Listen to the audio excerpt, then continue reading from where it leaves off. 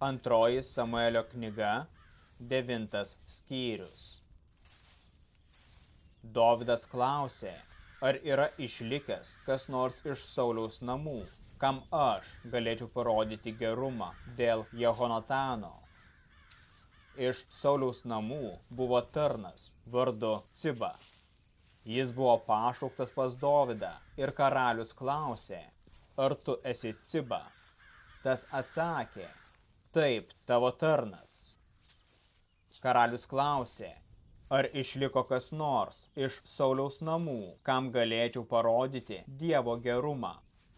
Ciba atsakė, yra Raišas Jehonatano sūnus. Karalius vėl klausė jo, kur jis yra. Ciba atsakė, jis gyvena Amielio sūnaus Machyro namuose, Lo Debare. Karalius Dovydas pasiuntė ir parsigabeno jį iš Lo Debaro, iš Amielio sūnaus Machyro namų. Sauliaus sūnaus, Jehonatano sūnus Mefibošetas, įėjęs pas Dovydą, puolė veidu į žemę ir nusilenkė.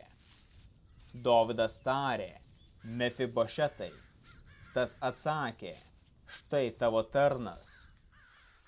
Ir Dovydas kalbėjo jam, nebijok, aš tau būsiu geras dėl tavo tėvo Jehonatano ir sugrąžinsiu tau visas tavo tėvo Sauliaus žemes. Ir tu visada valgysi prie mano stalo. Mefibošetas nusilenkė ir tarė, kas yra tavo tarnas, kad tu atkreipiai savo dėmesį į tokį pastipusį šunį kaip aš.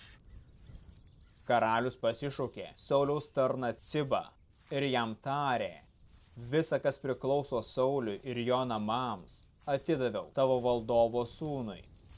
Dirbk jo žemę su savo sūnumis ir tarnais, bei nuimk derlių, kad tavo valdovo sūnus turėtų maisto, o tavo valdovo sūnus Mefibošetas visada valgys prie mano stalo.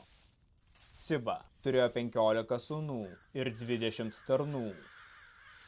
Jis atsakė karaliui, kaip tu karalių įsakei savo tarnui, taip tavo tarnas padarys. Mefibošetas valgė prie Dovydo stalo, kaip vienas iš karaliaus sūnų. Mefibošetas turėjo mažą sūnų, vardu Michėjas. Visa Cibos šeimyna buvo Mefibošeto tarnai. Mefibošetas gyveno Jeruzalėje ir visada valgė prie karaliaus stalo. Jis buvo luošas abiem kojomis.